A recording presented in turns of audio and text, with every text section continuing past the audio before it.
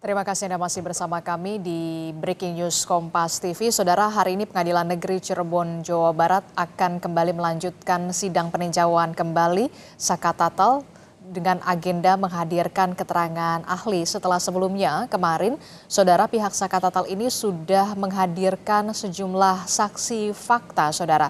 Dan kita akan membahasnya bersama dengan Guru Besar Ilmu Hukum Universitas Al-Azhar Indonesia.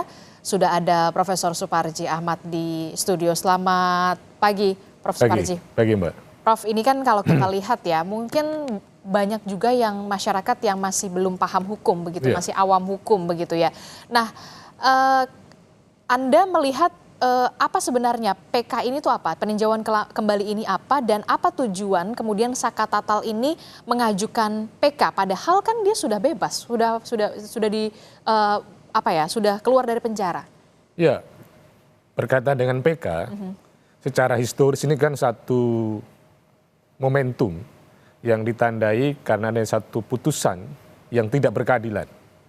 Jadi fondasi PK di Indonesia itu ketika kasus Senkan-Karta, secara historis itu. Pada waktu itu Senkan-Karta dihukum, dianggap melakukan satu pembunuhan. Tapi ternyata ada orang lain yang kemudian sebagai pelakunya dan kemudian mengakui. Karena adanya pengakuan dari itu, maka kemudian menyebabkan Senkan-Karta tadi dibebaskan. Jadi itulah yang kemudian dijadikan dasar terhadap PK yang ada di Indonesia. Sedangkan secara filosofis bahwa upaya pencarian keadilan itu tidak boleh berhenti, tidak boleh ada pembatasan.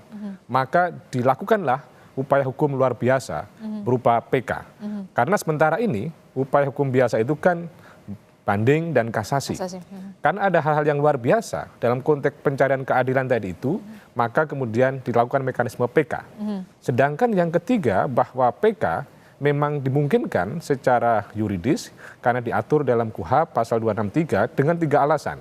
Satu, adanya novum, keadaan baru yang diduga kuat memiliki implikasi. Seandainya keadaan baru itu mengemuka di dalam persidangan, itu akan berdampak. Putusan tidak sama dengan putusan yang sudah diputuskan pengadilan sebelumnya.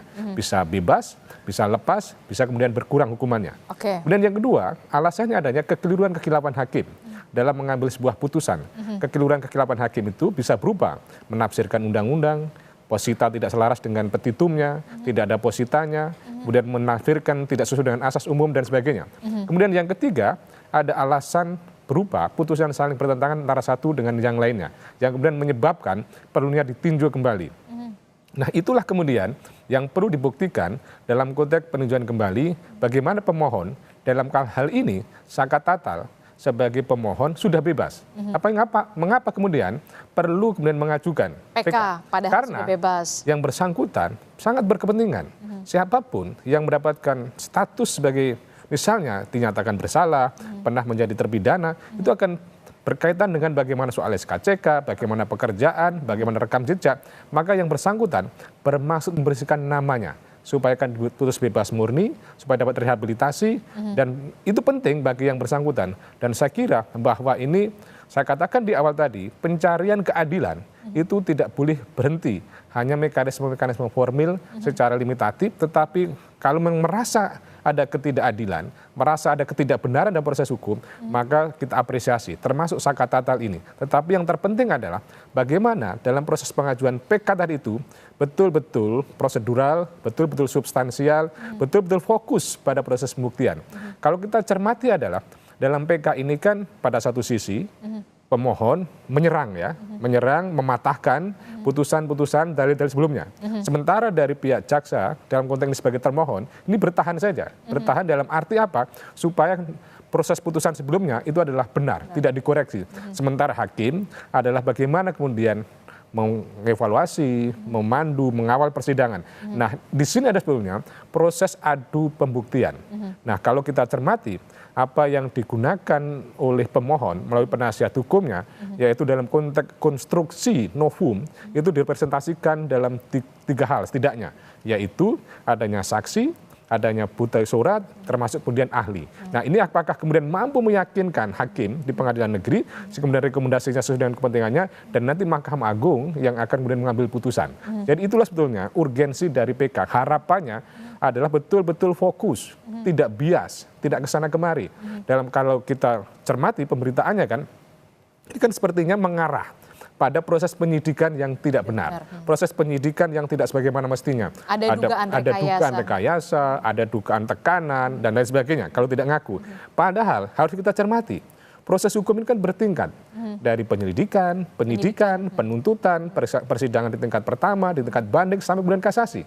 Mestinya yang dicermati tidak semata-mata apa yang ada dalam proses penyidikan, tetapi membuktikan bahwa di dalam pertimbangan di kasasi tadi, itu ada kesalahan-kesalahan. Termasuk juga membuktikan ada satu bentuk novum-novum yang kemudian mematahkan pertimbangan hukum, putusan hukum di kasasi. Misalnya, sejauh ini yang mengemuka bahwa putusan ini harus dianggap benar karena adanya ruda paksa, karena adanya pembunuhan, kemudian dihukum beberapa orang sebagai terpidana. Tetapi pada sisi yang lain adalah mengatakan bahwa ini tidak ada itu, karena ada sebuah kecelakaan. Nah, bagaimana argumentasi tadi itu meyakinkan majelis hakim di PK? Dan inilah saatnya ajang pembuktian.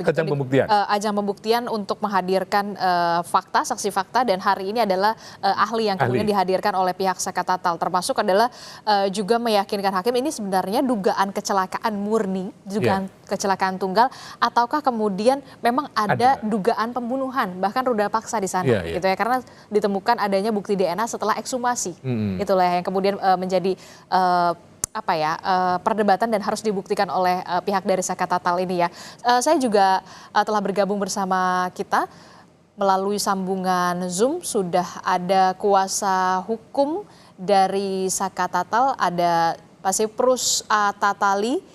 Selamat pagi, Assalamualaikum Pak Siprus. Selamat pagi, Assalamualaikum warahmatullahi wabarakatuh, Pak Suparji. Ya, sudah menyampaikan tadi, siap. Oke, ini kita dalam breaking news Kompas TV ya Pak Siprus. Pak Siprus, ini kan kalau kita lihat ya, hari ini adalah juga jadi ajang pembuktian bagi para kuasa hukum dari Sakatatal. Setelah sebelumnya kemarin ini merupakan ada saksi fakta yang kemudian sudah dihadirkan, dan hari ini ahli hari ini yang sudah disiapkan oleh pihak Sakatatal, siapa sajakah mereka, dan fokusnya nanti akan memberikan pandangan dan juga keterangan menurut para ahli ini fokusnya kemana, Pak Siprus? Baik, terima kasih. Pertama soal manajemen penyidikan. Itu yang pertama, penyidikan itu seperti apa melalui baik dari sisi KUHAP maupun Perkap Kapolri. Yang kedua, kami sampaikan bahwa bukti yang kemarin saksi fakta menyampaikan di persidangan bahwa mereka dijemput paksa, tak ada prosedur, dan kedua, mereka menolak karena mereka tidak ada TKP atau tidak ada di tempat terjadi suatu dugaan tindak pidana yang pembunuhan tadi. Dan itu yang sudah di persidangan kemarin, bahwa saksi fakta seperti Aldi menyaksikan bagaimana perlakuan oknum di Polres Kota Cirebon terhadap semua mereka dituduh untuk melakukan pembunuhan. Yang kedua yang paling sangat miris adalah pengakuan Lega Akbar bahwa dia sudah menolak dijemput oleh Ibnu Rudiana melalui AIP itu untuk saksi. Karena apa? Dia sudah mencabut kesaksian karena dia disuruh berbohong. Bahwa dia sudah mengatakan dia tidak ada di TKP dan kejadian itu. Sudah dibantah itu ya? Iya, sudah dibantah. Jadi tinggal satu yang kesaksiannya itu si AIP. Karena AIP ini adalah waktu pengakuan juga yang di beberapa media televisi bahwa Dedek mengatakan kami juga memberikan keterangan harus palsu, berarti kan sudah 2-1 skor, 2-1 tinggal AIP. Dari persidangan kemarin Pak Supardi bahwa yang sebelum meninggal itu kurang lebih sampai 30 menit kalau dikatakan meninggal itu, Sidi maupun Mega mereka bersama-sama dengan almarhum Vina. Itu dengan almarhum Vina sebagaimana bukti foto bahwa si Vina meminjamkan baju BD. Dan izin mohon maaf bahwa Vina minta tolong dia pinjam uang 50.000. Dengan segala hormat mohon maaf untuk pembeli pembalut maupun mie buat mie untuk mie instan itu yang sebagaimana saksi yang sebelum kejadian Baik. 20 menit, 10 dan 20 menit lah. Itu yang disampaikan Oke. di persidangan oleh Oke, Mega. Pak Siprus, dalam persidangan ini berarti kuasa hukum dari Saka Tatal juga menghadirkan Susno Duaji ya untuk diberikan atau diperdengarkan keterangannya sebagai ahli, betul ya? Ya, betul, dengan Pak Ugro, mantan wakil. Mantan Kabar Eskrim, betul ya? Iya, mantan Kabar Eskrim Pasus betul akan hadir, dan kedua Pak Ugro maupun Pak ahli pidana Pak Prof. Mas Marsuki itu juga akan hadir. Dari 6 orang disebut kemarin, ada 1 yang sementara dikonfirmasi, Oke. keterangan ahli, Oke, Pak Siprus. karena dia tidak bisa hadir. Siap.